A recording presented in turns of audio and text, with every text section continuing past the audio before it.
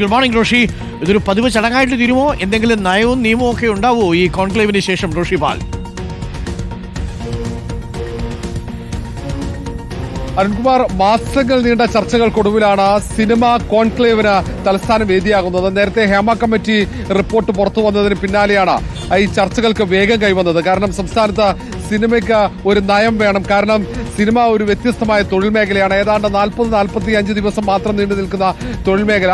അവിടെ നിലവിലെ നിയമം മാത്രം മതിയാകില്ല എന്ന വിലയിരുത്തൽ നിർദ്ദേശങ്ങളുമൊക്കെ വന്ന സാഹചര്യത്തിൽ, പ്രത്യേകിച്ച് ഹേമ കമ്മിറ്റിയുടെ പ്രത്യേക നിർദ്ദേശങ്ങളും ശുപാർശകളും അടിസ്ഥാനമാക്കിയാണ് ഇതിന് ചർച്ചയ്ക്ക് തുടക്കമിട്ടത്. ഏതായാലും അത് ഇന്നും നാളെയുമായി തലസ്ഥാനത്ത് നടക്കും. സിനിമാ പ്രവർത്തകർ സംസ്ഥാനത്തിന് പുറത്തുനിന്നും രാജ്യത്തിന് പുറത്തുനിന്നൊക്കെ പങ്കെടുക്കുന്നുണ്ട്. അവരുടെ നിർദ്ദേശങ്ങളൊക്കെ പരിഗണിച്ച ഒരു കരട് തയ്യാറാക്കി അത് മന്ത്രിസഭയിൽ കൊണ്ടുവന്ന് പാസാക്കി നിയമസഭയിൽ എത്തിച്ച് അതുവഴി നിയമമാക്കാനുള്ള നീക്കമാണ് സർക്കാരിന്റെ ഭാഗത്തുണ്ടാകുന്നത്.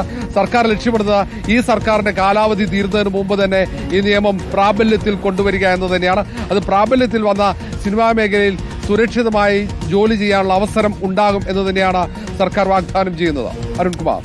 ഓക്കെ, റോഷി പാലാണ് വിവരങ്ങൾ നൽകിയത്. ഇന്നിപ്പോൾ കോൺക്ലേവിന് തുടക്കമാവുകയാണ്.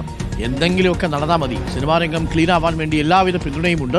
ചിലയിടങ്ങളിലാണ് ഈ പ്രശ്നമുള്ളത്. ആ പ്രശ്നങ്ങളൊക്കെ ഐഡന്റിഫൈ ചെയ്യാൻ കോൺക്ലേവിന് സാധിക്കട്ടെ. ഒരു നയമുണ്ടാവണം, ഒരു നിയമവും ഉണ്ടാവണം.